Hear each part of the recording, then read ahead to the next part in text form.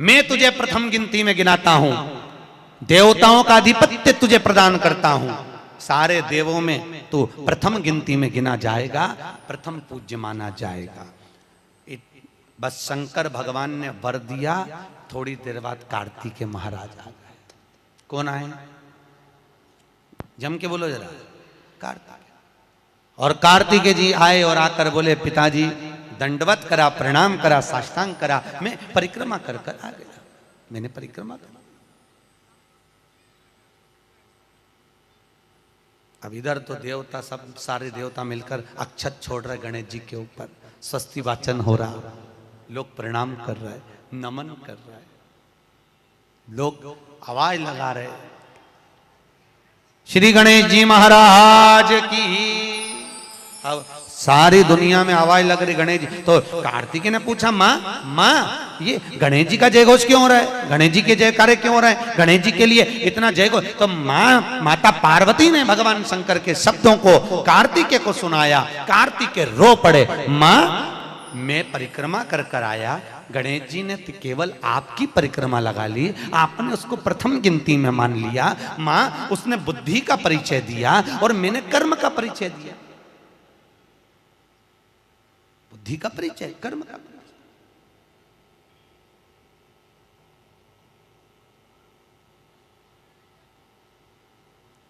मैंने कर्म कर दिया। महाराज, व्यक्ति को उसके भाग्य का मिलता है कि कर्म का मिलता है? जल्दी बोलो। कर्म का। आपका क्या विचार है? ये लोग तो बहुत दूर बैठे हैं, इसलिए इनसे पूछ ही नहीं रही हूं।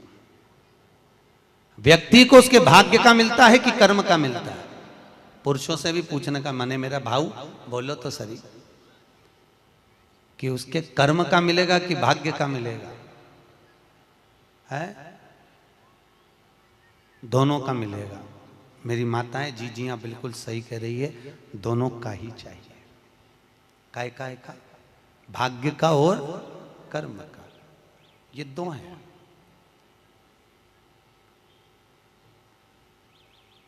बैंक में एक लॉकर होता है, उस लॉकर में लोग अपनी रकम रखते हैं। बोलो तो सही है गलत? रखते हैं कि नहीं रखते?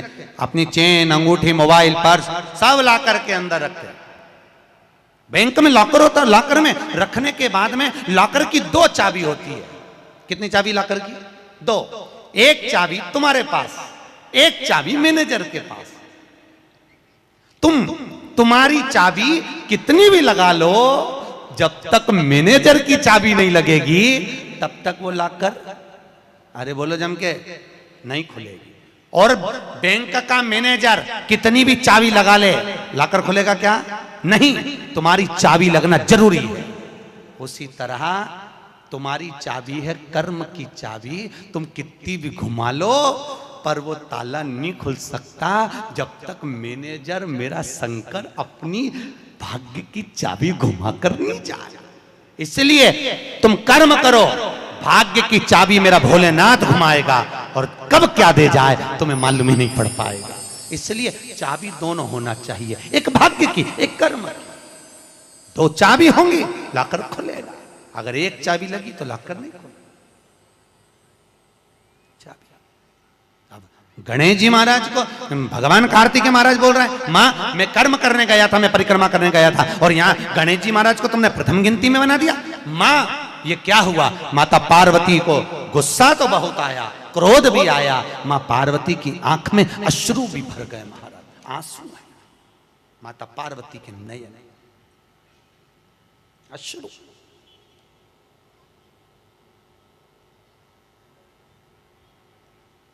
मां खड़ी हो गई। माता पार्वती ने आज खड़े होकर भगवान भोलेनाथ जी से निवेदन करा, आपने अपनी जिंदगी की ये गलती कर दी। क्या गलती? शंकर भगवान पूछ रहे हैं कौन सी गलती? तुमने गणेश जी को प्रथम गिनती में बना दिया, कार्तिकेय भी तो गया था। अगर कुछ थोड़ा सा आशीर्वाद रखना था तो कार्तिकेय के लिए रखना था, पर तुमने केवल गणेश को प्रथम गिनती में बनाया है, ये तुम्हारी गलती है। तो गणेश जी ने परिक्रमा भी तो करी है। माता पार्वती खड़े होकर शंकर भगवान से बोली, भोलेनाथ मैंने अपनी जिंदगी में आपसे कभी कुछ नहीं मांगा, पर आज तुम्हारी यह पार्वती तुमसे एक वर चाहती है। शंकर भगवान ने कहा मांग, तुझे क्या चाहिए? पार्वती कहती है आज के बाद तुम्हारी कभी पूर्ण परिक्रमा ना लगे, आज के बाद तुम्हारी कभी पूर्ण प्रदक्षिणा ना हो, पूर्ण नहीं होना चाहिए। कौन ने मांगा? जम के बोलो, पार्वती। शंकर की पूर्ण प्रदक्षिणा माता पार्वती ने कह दिया भोलेनाथ आज के बाद ना हो, क्योंकि तुम भोले हो, तुम्हारे आसपास कोई घूम लेता है तुम उसको कुछ भी निकाल कर दे देते हो। होता है, दो बहुएं होती हैं, एक बहू रहती है पूना में, बोलो कहाँ, मुंबई या पूना, और दूसरी बहू तुम्हारे साथ रहती है। अरे बोलो जम के, एक दूर रह रही है और एक तुम्हारे साथ रह रही है। पर सास को जो साथ रह रही है ना, रोज पूछ रही है ना, वो अच्छी नहीं लगती। वो जो दूर रहती है ना, उसका गुणगान 24 घंटे करती है। ये डोकरियों की आदत भी बुरी, बढ़िया, बड़ी बुरी आदत। जो पास रह रही वो अच्छी नहीं लग रही, जो दूर रह रही ना वो दिवाली पे आती है, बस दिवाली पे 30 त्योहार पर आती है, और दिवाली पे आते और आके पल्लू वल्लू लेके मम्मी जी मम्मी जी मम्मी जी करके आई आई करके बस 2-4 बार इधर उधर घूमेगी और सास इतनी खुश हो जाएगी, तुरंत अंगूठी निकाल के चुपचाप रख ले,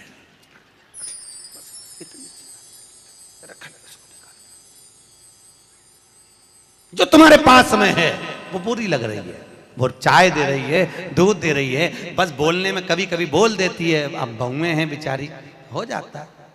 एक सास बहू से कहती है मैं सुबह 5 बजे उठती हूं, तू 4 बजे उठा कर। अब वो झगड़ा करते करते हमारे पास आ गए और हमारे पास आके बोली गुरुजी ये मेरी सास मुझे परेशान करे। मैंने बोला तेरी सास को क्या बोल रही है? तो क्या मैं 5 बजे उठूं तो बहू 4 बजे उठना चाहिए। तो मैंने कहा अच्छी बात बोली, कोई दिक्कत वाली बात नहीं है। एक काम कर, बहू की उम्र है 20 साल, तेरी उम्र है 70 साल, तू 20 साल की बन जा, मैं भी इसको जगाना चालू कर देता हूं। जब तुम, वो कहते हैं ना सास भी कभी बहू थी, जब तुम बहू थे तुम भी खूब अलमस्त चकाचक सोते थे और तुम्हारी सास पहले उठती थी।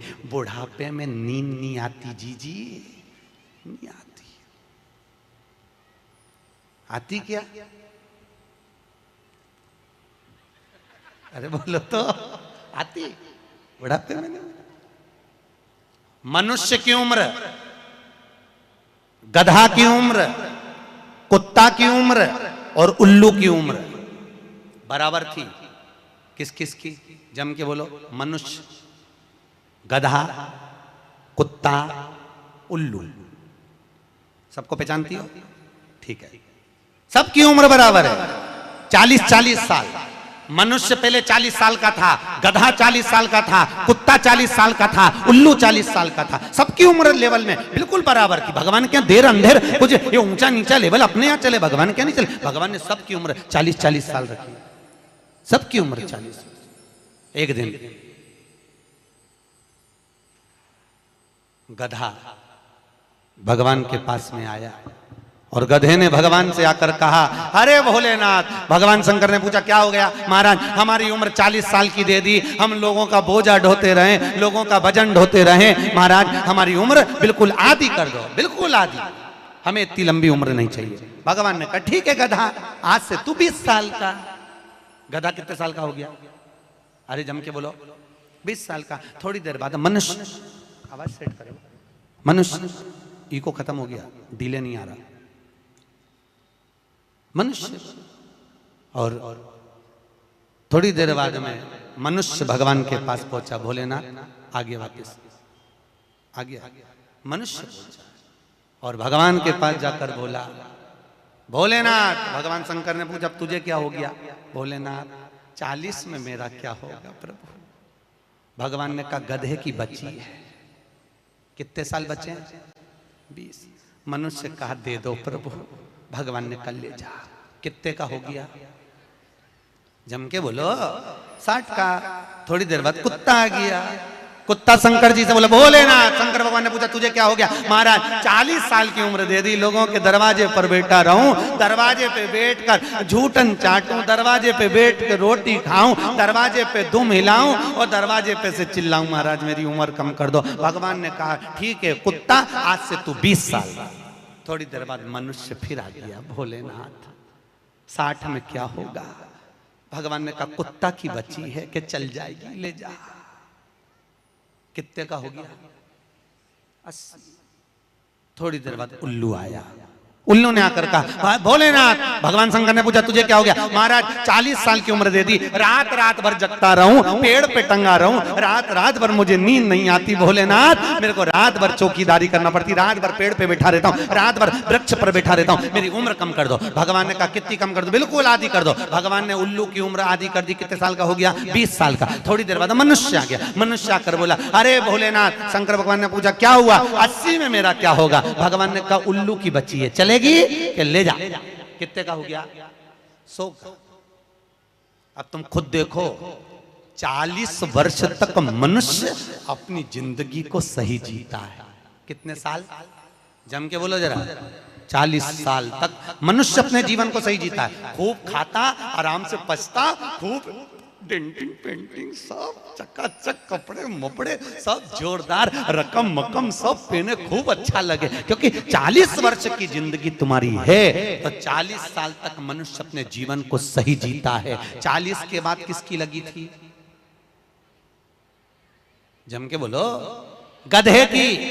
तो 40 से 60 तक मनुष्य गधे जैसा बोझा ढोता है। बच्चों को बड़ा करना है, शादी करना है, मायरा भरना है, परिवार को पालना है, तो बोझा ढो रहा है। जैसे गधा बोझा नहीं ढोता, ऐसे 60 तक बोझा ढोया। 60 के बाद उम्र किसकी लगी? कुत्ता की। जब 80 की उम्र में आता है तो कुत्ते को दरवाजे पे रखा जाता है। जब तुम्हारी 80 की उम्र होगी तो घर के लोग कुर्सी डाल के खटिया पलंग दरवाजे के पास हॉल में बिठा देंगे, वहीं बैठे और रोटी भी दरवाजे के पास, चाय भी दरवाजे के पास, क्योंकि कुत्ते को अंदर परमिशन नहीं है। और कोई भी मिलने आया तो वहीं से चिल्लाया बहु, वहीं से आवाज लगा रहा, क्योंकि कुत्ते की उम्र लगी है।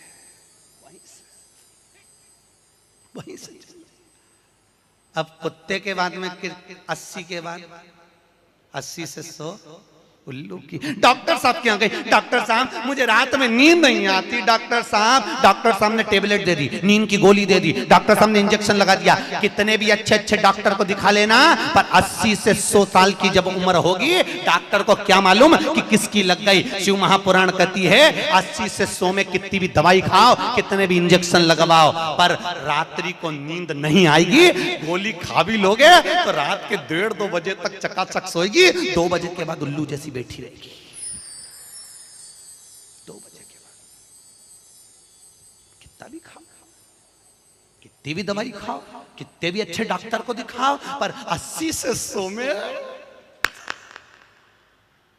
जाग रही। आधी रात को जागे, बहू के मम्मी सो नहीं रही, आई सोई नहीं, आई के मारे नींद ही नहीं आई। अब इसके कौन समझाए उल्लू की लगी, कौन समझाए इसके। 80 से 100। अपन तो सब कथा छोड़ो, अपन अपनी कथा पे आओ। चलो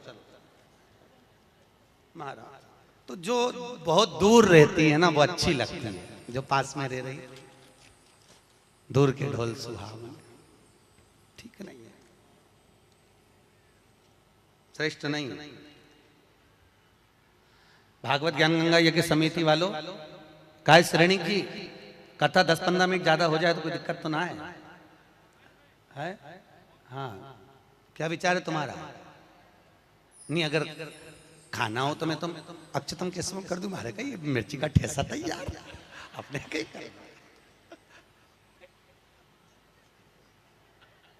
आमठी न चावल। आज तो खूब चक निपटा। अगला प्रश्न है, तो ये प्रदक्षिणा का प्रश्न। अगला प्रश्न, शिवलिंग की पूजा करने के लिए शिवलिंग को घर में कहां रखें? जहां तुम्हारी मर्जी हो। अब ये तो भगवान शंकर को पूजा घर में रखो ना, जहां पूजन होती है, जहां देवता बैठे हुए वहां रखो।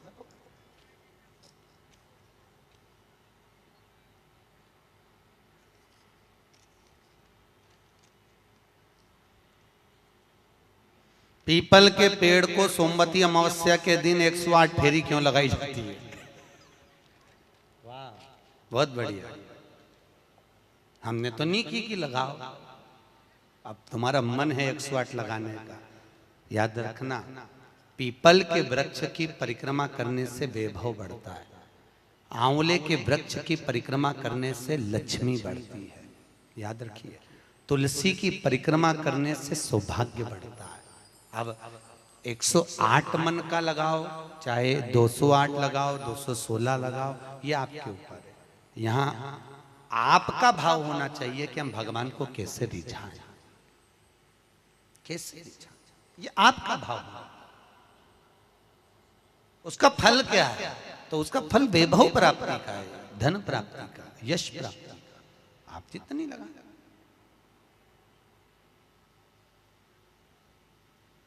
ऋषभदेव जी के पुत्र श्री भरत जी महाराज अपनी योनि से छूटे तो हिरण की योनि में गए। हिरण की योनि पाने के बाद श्री ऋषभदेव जी के पुत्र जो भरत जी थे, हिरण की योनि में आने के बाद में, हिरण की योनि पाने के बाद भरत जी को लगा कि मैं इस हिरण की योनि में पड़ गया हूं, इससे मुक्ति कैसे मिलेगी? तो हिरण की योनि में आने के बाद भरत जी महाराज पीपल के वृक्ष के नीचे जो संत बैठे हुए थे, उनकी 108 परिक्रमा करते थे हिरण की योनि में। तो हिरण की योनि के 108 परिक्रमा कर रहे थे। उस दिन थी सोमवती अमावस्या का दिन, जिस दिन हिरण की योनि से परिक्रमा करते करते भरत जी महाराज छूट गए थे और वापिस मनुष्य की योनि में आ गए थे। ये 108 परिक्रमा का फल है। ऋषभ जी के पुत्र हिरण की योनि से छूटकर परमात्मा की भक्ति को, मनुष्य देह मिल गई। शायद हो सकता है हम मानव की देह में हैं और मनुष्य की देह में आकर अगर हम भगवान की 108 परिक्रमा लगाते हैं, हम भगवान का भजन करते हैं, 108 परिक्रमा के अंतर्गत हम डूबे रहते हैं, तो हो सकता है मनुष्य की योनि से छूटकर हम देव योनि में चले जाए, भगवान की परास प्राप्त हो जाए। मां तो शास्त्र कह रहा है, अंजना माता गौतम बाबा से कहने पर शंकर की आराधना कर रही है। और आराधना करी माता अंजना ने, शिव जी की आराधना करी, शंकर की जब आराधना करी, शंकर का अभिषेक करा, भगवान भूत भावन प्रसन्न हो गए और शंकर भगवान ने उसी समय माता अंजना को वर प्रदान करा, तो चिंता मत कर, तेरे घर में पुत्र होगा। पुत्र, तू क्यों चिंता कर? भगवान शंकर जब भी देते हैं छप्पर फक के देते हैं। भगवान कृष्ण के यहाँ कितने बच्चे दिए? 1,77,086। अब अंजना माता के यहाँ भगवान संतान दे रहा है। भगवान अंजना माता के यहाँ, हनुमान जी महाराज कितने भाई थे? माता अंजना के गर्भ से जो संतान हुई थी, हनुमान जी महाराज सगे भाई कितने थे? हनुमान जी कितने भाई? अरे बोलो तो सही, हनुमान जी भाई कितने हैं? सगे भाई कितने हैं हनुमान जी महाराज? तो अंजना माता ने जब भगवान शिव की आराधना करी, शंकर की जब आराधना करी, तब भगवान शंकर प्रसन्न हुए। समय बीता, माता अंजना के गर्भ में भगवान शंकर के तेज पुंज को पवन देव ने ले जाकर माता अंजना के गर्भ में स्थापित करा। स्थापित करने के बाद पूर्णिमा के दिन, चैत्री पूर्णिमा के दिन, भगवान अंजना माता के गर्भ से शंकर का ही एक अवतार श्री हनुमान जी महाराज प्रकट हुए हैं। महाराज श्री हनुमान जी महाराज की। हनुमान जी सगे भाई हैं 6। कितने भाई हैं? 6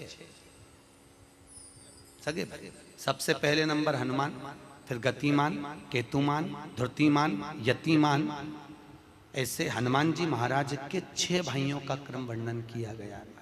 कितने भाई हैं? 6। हनुमान जी महाराज का एक भाई है जिसका नाम है गतिमान। क्या नाम है? गतिमान। और जिसके यहाँ पर फैक्ट्री हो, किसी भी तरह की फैक्ट्री हो, चाहे वो नट बोल्ट की हो, पानी की हो, किसी भी तरह की फैक्ट्री हो, अगर फैक्ट्री में जरा सी भी तकलीफ आती है तो हनुमान जी महाराज के उल्टा पांव, लेफ्ट पांव के नीचे का सिंदूर लाकर गतिमान का नाम लेकर अगर फैक्ट्री पर स्वस्तिक बना दिया जाता है तो वो फैक्ट्री धड़ाके से चलना चालू हो जाती है, कभी खराब नहीं होती, कभी परेशान नहीं करती। महाराज गतिमान, हनुमान जी के 3 नंबर का भाई गतिमान का नाम। ये जो राजनेता होते हैं ना, जब चुनाव लड़ने के लिए जाते हैं और उन्हें विजय प्राप्त करना है तो विजय पाने के लिए वो एक ही काम करते हैं। हनुमान जी के 3 नंबर का भाई गतिमान, उस गतिमान के नाम से जो व्यक्ति युद्ध करने के लिए जा रहा है या विजय पाने के लिए जा रहा है, अपने बराबर का लच्छा, लच्छा जानते हो, नाड़ा मोली, उसको नाप कर गतिमान के नाम से लपेट कर हनुमान जी के मंदिर में रख देता है और उस मोली को फिर अपने हाथ पर बांध लेता है तो वो हार नहीं सकता, विजय ही प्राप्त करेगा। गतिमान का इतना प्रभाव है, चाहे कुछ भी। गतिमान, गतिमान है, वो नीचे नहीं गिरने, उसकी प्रखरता। गतिमान श्री हनुमान जी महाराज का प्रागट्य हुआ। अंजना माता के गर्भ से श्री हनुमान जी महाराज प्रकट हुए। पवन तनय संकट हरन मंगल मूर्त रूप, राम लखन सीता सहित हृदय बसौ सुर भूप। श्री हनुमान जी महाराज प्रकट हुए। देवताओं ने पुष्पों की वृष्टि करी, गंधर्व गान करे, अप्सरा नृत्य करी, चारों तरफ सुख समाहित हुआ। श्री हनुमान जी महाराज की। हनुमान जी महाराज प्रकट हुए। प्रबल रावण को मारने में सबसे ज्यादा सहयोग किसने करा था? अरे जम के तो बोलो, हनुमान जी। पूरी पृथ्वी पर सबसे ज्यादा मंदिर किसके हैं? बोलो तो हनुमान के। अपने करमाला में तुम गिनना, अगली बार आऊंगा तो पूछूंगा। अगर अगली बार भागवत ज्ञान गंगा यज्ञ समिति ने मान लो बुलाया तो पूछूंगा आपसे आके कि करमाला में कितने हनुमान जी के मंदिर हैं और राम जी के मंदिर कितने हैं। राम जी के मंदिर अगर 5 होंगे तो हनुमान जी के मंदिर 20 होंगे। हर जगह पर हनुमान मिल जाएंगे, हर जगह। कहीं पीपल के नीचे, कहीं कहीं बैठे हुए, कहीं कहीं बैठे, हनुमान ही हनुमान, ढेर सारे हनुमान। हनुमान, आखिर हनुमान जी के मंदिर ज्यादा, राम जी के मंदिर कम क्यों? नहीं तो राम के मंदिर ज्यादा होना चाहिए, हनुमान के मंदिर कम होना चाहिए। पर हनुमान के मंदिर ज्यादा इसलिए हुए क्योंकि हनुमान जी ने राम जी की इतनी सेवा करी, इतनी सेवा करी कि भारत की भूमि पर सेवा पुजा गई। इसलिए हनुमान जी के मंदिर ही मंदिर बन गए। मंदिर तुम्हारे भी बन सकते हैं अगर तुम सही से माता पिता की सेवा करो तो। मंदिर बनने में देरी नहीं लगी, तुम करो तो मंदिर बन जाए। रावण को मारने में सबसे ज्यादा सहयोग किसका था? अरे बोलो जम के, हनुमान जी का।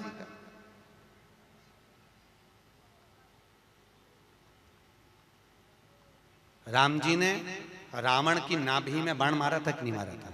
अरे बोलो जम के, क्या था नाभि में? अमृत।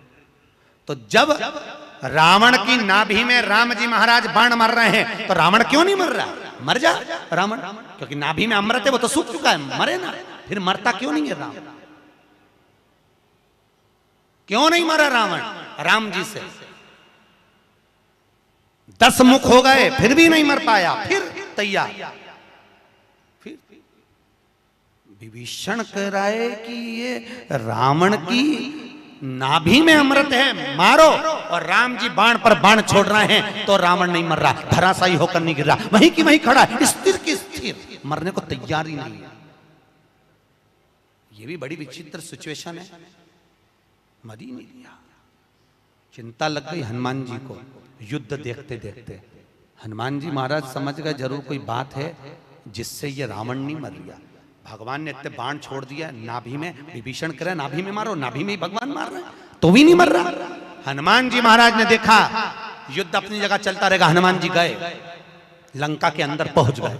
एक पंडित जी का रूप रखा, संत का रूप रखा, गुरु का रूप रखा और ब्राह्मण का रूप रखकर हनुमान जी अंदर आए लंका में। और लंका में सब सब सब लोगों के हाथ देखने लगे, हाथ दिखाओ। अब सही सही बताया, हनुमान तो हनुमान, सबका भाग्य बता रहा है। इतने में मंदोदरी के पास खबर पहुंच गई कि लंका में कोई ऐसा विद्वान पंडित आया है जिसको हाथ दिखा तो भाग्य बताता है। मंदोदरी निकल कर बाहर आ गई।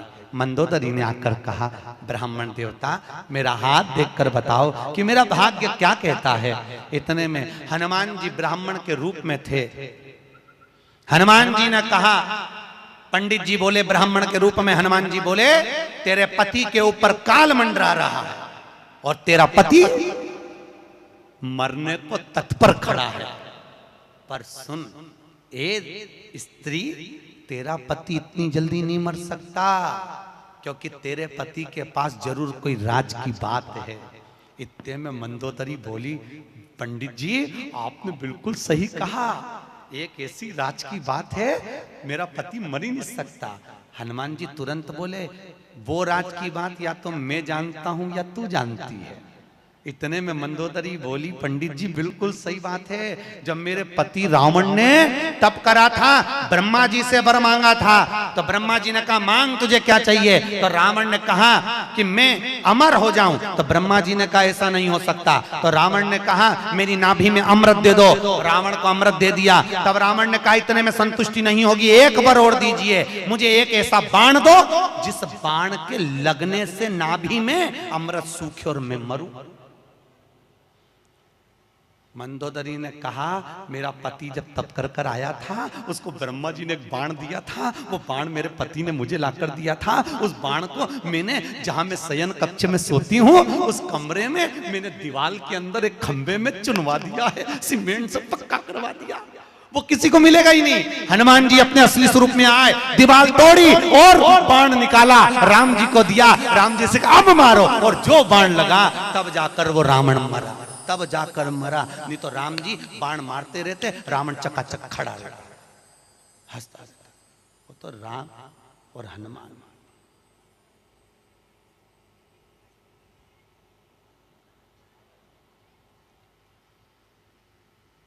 रावण न मरेगा मेरे राम के बिना, और राम न मिलेंगे हनुमान के बिना। श्री राम जय जय राम, श्री राम जय राम। भगवान राम जी महाराज आनंद में विराजमान है महाराज, इसलिए भगवत भजन का स्मरण है, भगवत नाम का श्री हनुमान महाराज। अरे पवन तनय संकट हरन, मंगल मूर्ति रूप, राम लखन सीता सहित हृदय बसौ सुर। भगवान श्री हनुमान जी महाराज सहज नहीं, हनुमान जी महाराज आनंद में स्थापित हुए, विराजमान हुए। कुछ समय बीतता है महाराज, और उस समय की अनुकूलता में भगवान तुमरुका जी चंचुला देवी को भगवान शंकर के नंदन वन भ्रमण की चर्चा करते हैं। भगवान शंकर माता पार्वती के साथ में काशी घूमने के लिए गए। माता पार्वती अकेली बैठी हुई थी, शंकर भगवान को जाना पड़ा कोई काम से। पार्वती जी बोली मैं अकेली क्या करूंगी भोलेनाथ। शंकर भगवान ने कहा पार्वती तेरे एकांत को मिटाने के लिए तू इस वृक्ष से, सामने अशोक का वृक्ष था, इस वृक्ष से जो मांगेगी वो तुझे मिल जाएगा। पार्वती जी ने अपने शोक को दूर करने के लिए, एकांत को दूर करने के लिए अशोक के वृक्ष से एक अशोक सुंदरी को प्रकट करा। शंकर भगवान की 6 नंबर की लड़की है अशोक सुंदरी। थोड़ा आवाज बढ़ाओ, रिटर्न किया। अशोक सुंदरी भगवान शंकर के 6 नंबर की लड़की अशोक सुंदरी। अशोक सुंदरी प्रकट, भगवान शिव ने आनंद स्थापित कराया। समय आया, आगे जो वर्णन आया भगवान भूत बामन भूतेश्वर भगवान शिव 12 ज्योतिर्लिंग की कथा का स्मरण कराते हैं। 12 ज्योतिर्लिंग की कथा यहाँ पर प्रारंभ होती है महाराज। 12 और 12 ज्योतिर्लिंग की कथा का स्मरण कराया।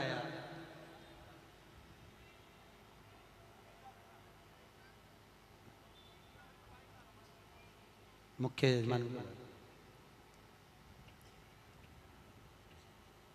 यजमान श्रेणिक जी के पुत्र है ना, उनको बुला लो।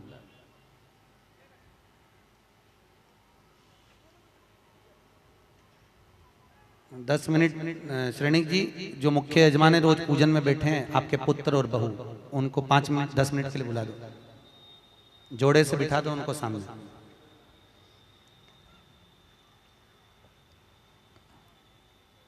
जोड़े से बिठा दो, कहीं पे भी यहीं सामने बिठा दो।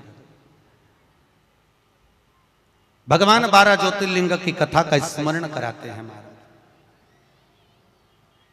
श्री तुमरुका जी चंचुला देवी से कहते हैं, चंचुला ये 12 ज्योतिर्लिंग की कथा है जो अखंड सौभाग्य को देने वाली है, लक्ष्मी की वृद्धि करने वाली है, सुख समृद्धि देने वाली है, कार्य में उन्नति देने वाली है, उत्तम फल की प्राप्ति कराने वाली है, वंश की वृद्धि कराने वाली है और हर कार्य में सफलता प्रदान करने वाली 12 ज्योतिर्लिंग की कथा है महाराज।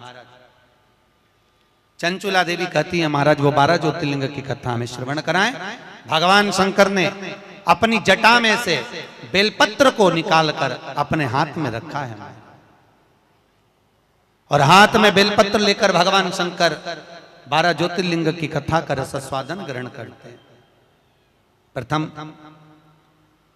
एक बार चंद्रदेव को अपनी काया का अभिमान हुआ, काया के अभिमान से चंद्रदेव बड़े प्रखर हुए और अपनी केवल एक धर्म पत्नी रोहिणी पर ध्यान देते थे, बाकी की पत्नियों पर ध्यान नहीं दिया। सारी धर्म पत्नियों ने जाकर दक्ष प्रजापति से विनती करी। दक्ष ने चंद्रदेव को समझाया, चंद्रदेव तुम मान जाओ, अपनी काया का अहंकार ना करो। चंद्र मानने को तैयार नहीं, रोहिणी पर आसक्ति ज्यादा थी। एक दिन दक्ष प्रजापति ने श्राप दे दिया, अरे चंद्र मैंने अपनी इतनी बेटियां तुझे ब्याही और उसके बाद भी तू केवल एक कन्या पर ध्यान देता है, अपनी धर्म पत्नियों पर ध्यान नहीं दिया। मैं तुझे श्राप देता हूं, तेरा शरीर टपक टपक कर गिरे, तुझे क्षय रोग हो जाए। क्षय शरीर टपक टपक कर नीचे गिरने लगा महाराज। चंद्रदेव इधर उधर भटकते हुए देवऋषि नारद के पास पहुंचे। नारद जी महाराज अपनी मस्ती में भगवत भजन में लगे हुए थे महाराज। नारायण श्रीमन नारायण, नारायण श्रीमन नारायण, नारायण श्रीमन नारायण। गाइए, सब गाइए। नारायण श्रीमन नारायण, ओ नारायण श्रीमन नारायण, नारायण श्रीमन नारायण, नारायण श्रीमन नारायण, ओहो नारायण श्रीमन नारायण, नारायण श्रीमन नारायण, नारायण श्रीमन नारायण, नारायण श्रीमन नारायण, ओहो नारायण श्रीमन नारायण, नारायण श्रीमन नारायण, नारायण श्रीमन नारायण, नारायण श्रीमन नारायण, नारायण श्रीमन नारायण, हे नारायण श्रीमन नारायण, नारायण श्रीमन नारायण, नारायण श्रीमन नारायण, नारायण श्रीमन नारायण। श्री नारद जी महाराज मिले, भगवान चंद्रदेव ने विनती करी, महाराज मुझे काया का रोग हो गया है, कृपा करो। भगवान चंद्र की विनती सुनकर देवऋषि नारद ने शंकर जी का पूजन का विधान बताया। शंकर भगवान प्रकट हुए, चंद्रदेव तुम्हारे काया के रोग को मैं मिटाता हूं, तुम यहाँ पर विराजमान रहना।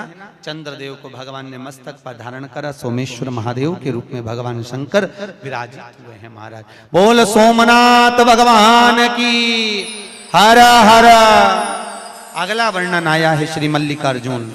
कार्तिकेय अपने माता पिता से रुष्ट होकर श्री शैलम पर जाकर बैठ गए, जहां बैठकर उन्होंने तप किया।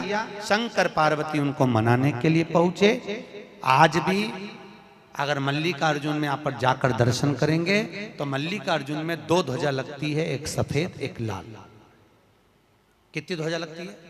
2, सफेद और लाल। मल्लिकार्जुन का एक नियम है, वो 2 ध्वजा पूरे महीने में कभी नहीं हिलती। हिलती है तो केवल एक अमावस्या के दिन, एक पूर्णिमा के दिन। अमावस्या के दिन सफेद ध्वजा हिलती है और पूर्णिमा के दिन लाल ध्वजा हिलती है। बाकी के समय पर ध्वजा नीचे की नीचे लटकी रहती है, कितनी भी हवा चले पर वो ध्वजा हिलती नहीं महाराज, हिलती नहीं, कितनी भी हवा चले। आज भी शंकर और पार्वती कार्तिकेय से मिलने के लिए श्री शैलम पर आते हैं। श्री शैलम आज भी भगवान आज भी। अब कार्तिकेय जी वहां विराजमान हुए, भगवान शंकर उनसे मिलने के लिए वहां पधारे। मल्लिकार्जुन के रूप में भगवान शिव विराजमान होते हैं। अगला वर्णन आया है महाकाल। दूषण नाम का राक्षस ब्राह्मणों के बच्चों को निचोड़कर उनका रक्त पीता था। भगवान को सब इन ब्राह्मणों ने पुकारा। शंकर भगवान ने कहा इस दूषण को वरे कि ये जब मरेगा इसका रक्त जहां गिरेगा उससे और भी दूषण उत्पन्न हो जाएंगे। तो एक काम करो, भगवान शंकर ने कहा मेरी बहन के पास जाओ। शंकर जी की एक बहन थी, केवल एक बहन शिव जी, जिसका नाम था क्षिप्रिया। क्या नाम था? क्षिप्रिया, जिसको आजकल लोग छिपरा कहने लगे। शिव जी की एक ही बहन थी, क्षिप्रिया। तुम मेरी बहन के पास जाओ और मेरी बहन क्षिप्रिया से कहना कि जब भगवान शंकर अगर दूषण नाम के राक्षस को मारे, जहां जहां उसका रक्त गिरे सारे रक्त को समेट देवे जल के वेग में। क्षिप्रिया ने वैसे ही करा। भगवान शंकर